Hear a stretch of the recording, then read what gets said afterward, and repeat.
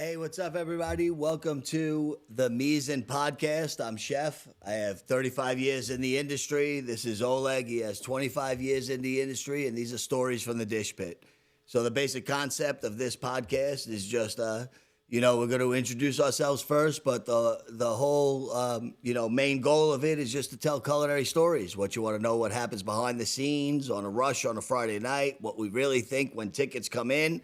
5 minutes before close, and so much more. So let's get it kicked off with my cohort over here. Also, that's Mike Spade over there in the corner. He's going to throw in some unnecessary comments every once in a while. We'll judge him upon seeing what we think about that when it gets down to it. Oleg, so welcome to the Mizan Podcast. What up? Thank you for doing this with me. One of my I'm crazy ideas. Glad to be here. So first off, this came apart. This came about as one night just sitting and talking. I think the first conversation was on a ride out to Long Island, where I was like, I want to do a podcast, and somebody in the car said Mike Spade does a podcast, so let's go about it. And then I was a somebody. You were the somebody, and then we had the conversation. What is it about? So it's just about if you could think of No Reservations, and you've seen that by the GOAT, who's Anthony Bourdain. That's my idol. My culinary god. I'm sure Oleg's also. Yeah, same. One of the reasons why he got started in the industry was Anthony Bourdain. Yeah, man. Yeah. And, just want to take what he did with No Reservations and his traveling and telling stories about food, but this way we're going to put it to a podcast and just tell stories about what goes on, behind the lines when, like I said, when you send when a ticket comes in for a 10 top at fucking 15 minutes to close and so forth, and what we really think about brunches and just good stories, man. Just fun stuff. We're gonna have a lot of people calling in. We got chefs from all over the place. We're gonna discuss topics that we see on Facebook and things like that, and it's gonna be a good time. So thank you guys for all joining in, and let's see where it goes. So the first episode is called How We Got Here. What came about, like I said, this was just a conversation that we had one night over beers in a bar, and I want to do a podcast, so this is the story, and let's do it. But what got you? Let's talk about what got us here in the first place. What got you into the industry 25 years ago? So 25 years ago, I needed a summer job. Didn't really know where else to go in my local neighborhood at the time of Sheepshead Bay. There was it still is, there's a roast beef spot, Rolling Roaster, and at 14, I worked there for 4 hours, did a little bit of everything in the place. At the end of the 4 hours... What? Why 4 hours? What happened? That was my shift, working from 7 p.m. to 11 p.m. So I worked 4 hours. And that was a trial that they gave me, and at the end of the shift, they told me that they don't think I got what it takes to be in the industry. So I've been proving him wrong for the past 25 years. I missed that. The first time we did this, I missed that whole part. I'm sorry. If you guys know me, I have the memory of like Dory. It just goes, and I'm like, oh, squirrels. But you really, they told you at Rolling Roaster you weren't. Yeah, because they had me do everything from working the fryer to doing table cleanup, and I hated doing table cleanup. So when I was cleaning up the tables, if there was a tray on the table, it just went into the garbage can because I didn't want to clean it up. So I threw out every tray that was on every table, and then towards the end of the shift, when my supervisor went to go throw out the garbage, and he found dozens of trays just stuffed inside garbage bags in every can, he's like, You can't be doing this. So technically, you cost them money. You cost them a lot well, of money. they recovered it, so I didn't cost them money. Wait, I did an opening for a corporation in what was it, Pittsburgh, and it was just a weird vibe walking in. It was like Bank of New York or something, and we're sitting there going through it. I'm like, where's all your sheet pans and things like that in the dishwasher? I swear to God, oh my goodness, you can't make this shit up. He's like, well, before you guys took over, the chef that was here would get angry when the staff would burn pans and I couldn't get them clean. So I hid them. You probably shit you not. I'm like, what do you mean you hid the pans and sheet pans? He's like, yeah, they're in the drop ceiling. Bro. We open up the drop ceiling And there's sheet pans up there, just fucking caked on pans and everything. He's like, yeah, the guy would yell so much that we got scared to do anything with the pans. We couldn't clean them, so we just hit him in the friggin' drop ceiling. Oh, shit. So after Roland Roaster, then about a year later, I was looking for another job. I decided to implement the years of experience, 4 hours, that I got from Roland Roaster. I created a resume that I said I worked the deep fryer for years, and I was a master fryer. Master fry. Yeah, master fryer. So I started working for a little kosher fast food place called Subsational, and I was. So, what's a master fryer? Well, you start off as a little fryer, and you go up, and you become a master fryer. So I used to help out. We lived on Long Island. I used to help. I'm just trying to figure out where we could build the same, if it's the same thing. But I helped out on my uncle had a fishing boat, so I'd go out and help bait the hooks. And I started out as an apprentice baiter. And then after a few years of going out with him and actually learning everything and being able to bait the hooks for the charter and so forth, I became a master baiter. So is that like the same thing as like being a master fryer? Yeah, pretty much the same journey. You start off on your knees and you work your way up. How many fryers did you have to hump to become? Because when the fryers just ain't working on a Friday night and you got to produce, man, in the app station, you're humping a fryer just to make it go. Yeah, there was 2 fryers, 2 baskets in each, old school shit, and we were doing egg rolls and fries out of there, and eventually I worked up to other stations there, and from there I went on, and I did everything and anything from working the smallest organizations where it was just me and a dishwasher, to being one of 50 chefs in a giant catering operation. Hold on, I got a question. They have kosher egg rolls? Yeah. Wow. What's got to be done is, I think, just got to be blessed that it can't be meat, can't be by dairy. It can be contaminated meat and dairy, and then it had all the meat ingredients that we use had to be okayed by the rabbis, and they had to follow the rabbinical guidelines and everything like that. Yeah, how many times has that skipped? Never, because we were on point, and the rabbinical counselor, they're really up to par with their rules and everything, because they want everything done a certain way, and they'll shut the place down. So we had to follow all these rules back in the day. That's insane.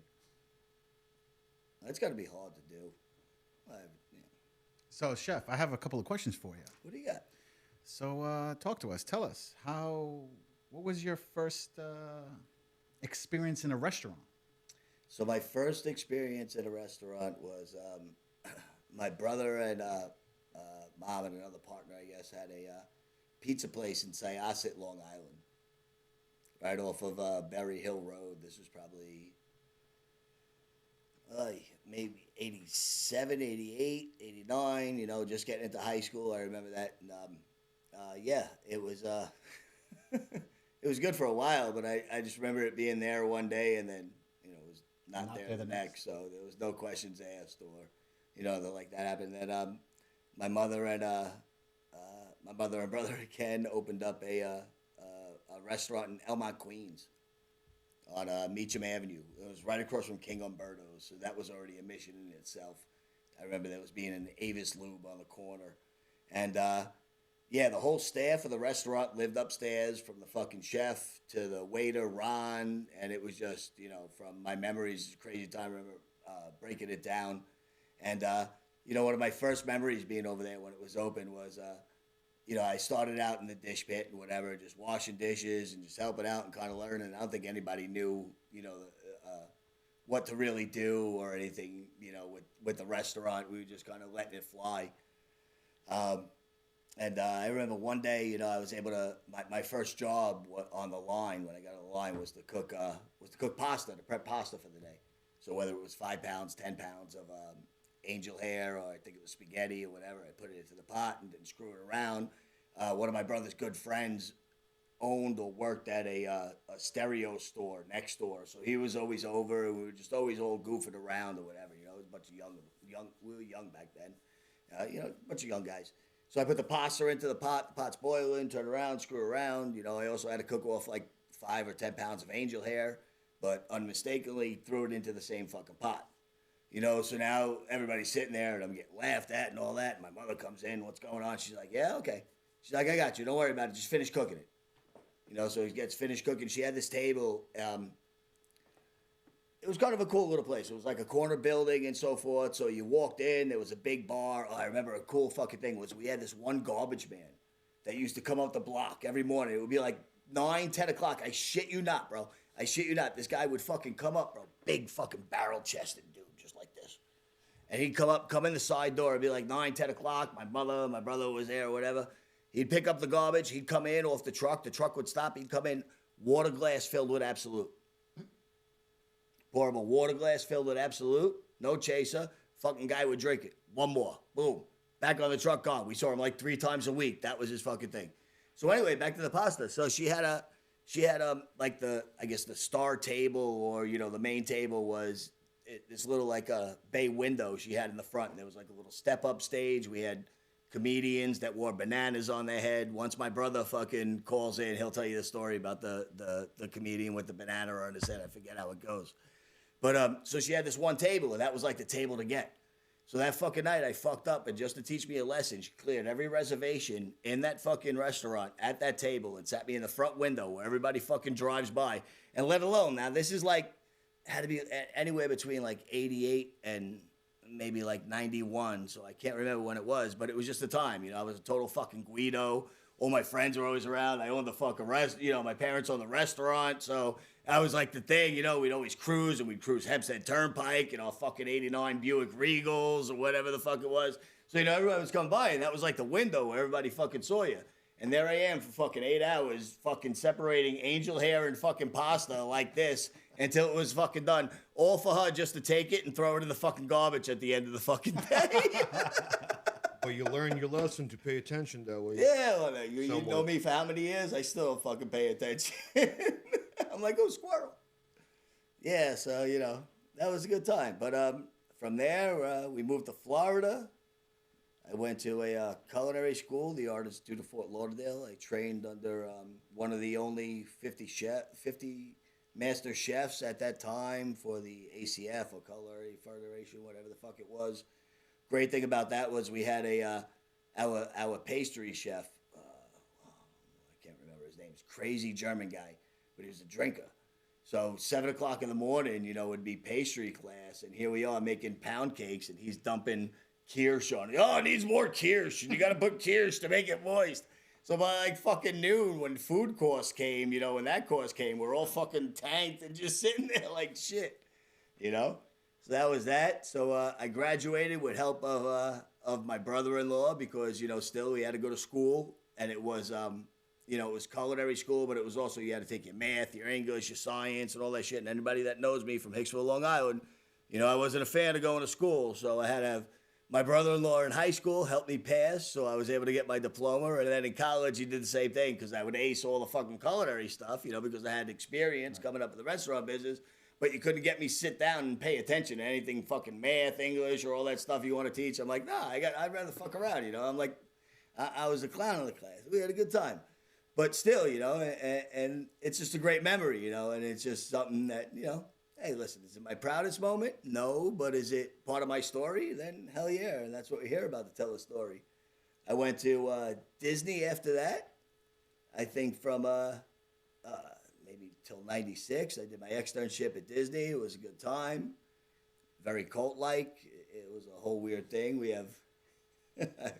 I've told you stories about Disney that, you know... That could be an episode in itself. Yeah, the boss was like, I don't want to hear none of those episodes, so we have to make sure with those. From there, I worked on private yachts. I got to travel a little bit. I actually, crazy story. I worked for a guy that had, when I got out of Disney, he owned like, his family owned like 16 or 17 like KFCs and Taco Bells in South Florida, and they had a company called Valenti something like management or whatever it was, and they had a couple of private yachts that they'd rent out and so forth, and I wound up in Bimini on one of the yachts and doing a thing, but I was also involved with my brother's softball team, so I got flown in on a private plane into it. That was the greatest fucking thing, landing in Oakland Park, Florida. I think I was on a private helicopter just to play a fucking softball tournament and go back out at like 24 years old, bro. It was great. I was living the fucking life, man. Yeah, it was a good time. Bimini was a good time. And then from there, I came back up to Hell's Kitchen. Worked up there for about 4 or 5 years. There's a whole nother story behind that. Miami Matt, you know what I'm talking about. And then I got into corporate about 12 years ago. And, you know, it's been a great thing being a corporate chef. You know, I still get to do my little private catering and things like that. But, you know, quality of life now. It's a little different for me. So between the two of you, you guys got like over 50 years of 60, experience. but who's counting? I mean, I guess, but, you know, Yeah. not together. I mean, if you put it, the way I look at it, you put it 50 years, you're going back 50 years from now. But combined, yeah. But it's coming up at the same time. And I think it's great that, you know, I mean, we're able to tell stories, and that's what this is about. It's not about, all right, let's be a dick. It's not about today's culinary industry, because it's a lot different time than what I'm talking about. You know, this is what we're doing is a time in the 90s, in the early 2000s and things like that, and coming up as old school cats in the industry. Guys that are going to do this, you know I do this, and this is all I can do because the industry is filled with, you know, guys like me. Not saying like, but it's just pirates, it's felons, it's guys that don't belong anywhere else, that can't do nothing else, and we just get along good in this spot, and that's what it is, and that's what the story is. We're going to tell you things about, you know, what happens behind the line. You know, like I said, when you put in that order 10 minutes before we close and you walk in with a party of fucking 10, what we think about, you know, what it's like to send back a steak. It's not what it's like without nobody's putting it under their armpit or I don't think so. But, you know, nothing like that. But it's just like, you know, we could have whole conversations on what a medium rare fucking steak is. And I got people lined up that have great chef stories, guys I've traveled with, guys we've worked with. Me and Oleg have done multiple, you know, New Year's Eve and catering events and things like that. It's just, there's just going to be a lot of fun for us to talk with. And the topics are just open all over. Speaking of catering, one of the biggest and interesting catering events that I've ever done was. This TikTok thing, right? No, that's another another one. story. Oh, we got a TikTok story too, so hold on.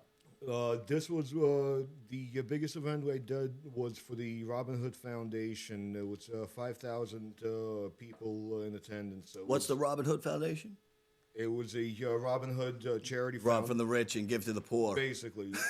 And it was at the Javits Center a while ago, and the musical guest was Foo Fighters and Bruno Mars when he was first starting out. And I had no idea who he was. And as I'm carrying a tray of food, I knocked into some short guy. And You couldn't see him. He's couldn't small, see him. right? The guy's 5'3". He's small. Had no idea who he was, knocked into him. Everybody freaked out. Oh, you knocked into Bruno Mars. I'm like, who? They're like, Bruno Mars. Dun, dun, dun. So what do you do? He acted okay. We just I apologized and he carried on and laid on. You were like, I got whores to ovaries to fucking put out, man. Get out of my way, Bruno. Fucking Bruno Mars. Bruno Mars, if you're listening, man, don't be getting in people's way when they're selling whores the ovaries, because we got to get to where we're going. There's only one lap we could do. So, okay. So, Chef, I got a little picture over here. Mike. Tell me about this picture right here. What do we got? Over here. Oh, it's over there. Oh, that's the picture. That's my mother's restaurant. That's Bella Vita restaurant. That's where I had to separate the pasta. That place. Yeah, we also had a guy, a buddy named Big John. Who's that with you there? That's my brother Joe. Ah. Yeah, I asked his permission before I could put that up. Yeah, he doesn't look like that now. He's a lot bigger. I think that was a time where tattoos were still underground back then, and my brother went to get a tattoo. I swear to God, oh my God, how fucking old was he? He had to be like 18 or 19. He went some guy, Mike.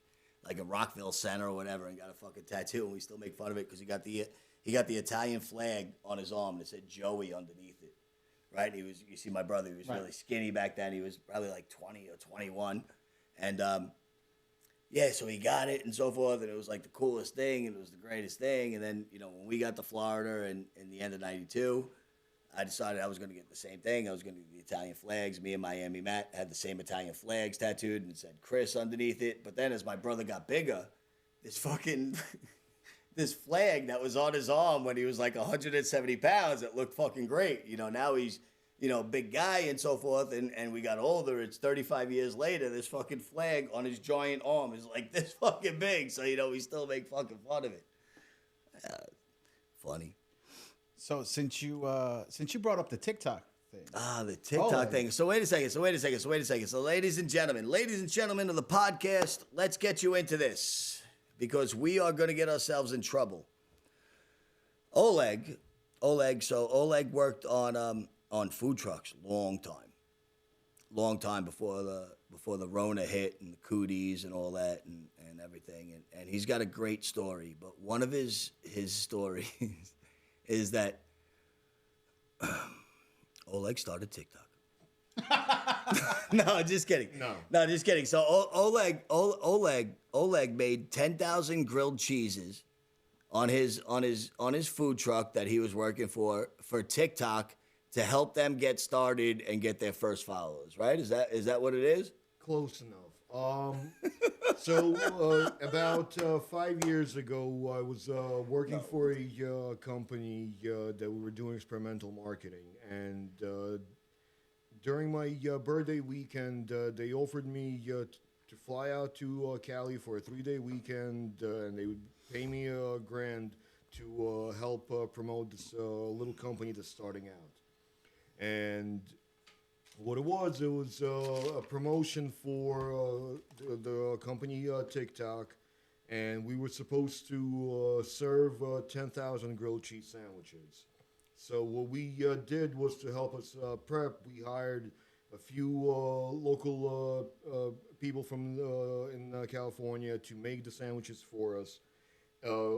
Just stack all the cheese and bread and prep it, and then for the 3-day weekend, our goal was make this grilled sandwiches and help sign people up at an influencer convention that we did. So in a 3-day weekend, we helped sign up close to 10,000 people. So you can imagine 10,000 Instagram influencers that think that somebody with a following.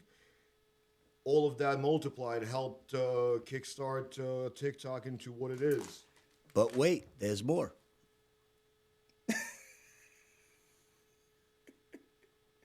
That was it? I thought I had something. I was like, this is a great segue. All right, so Oleg, I got a question for you. All right. So it's Friday night.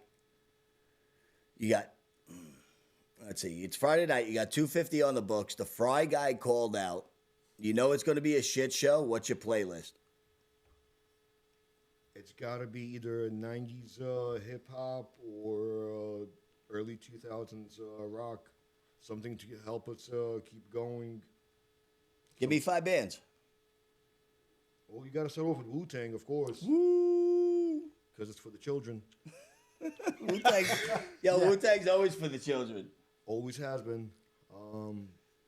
Anything old rock, Ozzy, Slayer, anything in between, anything that keeps you pumping, keeps you going.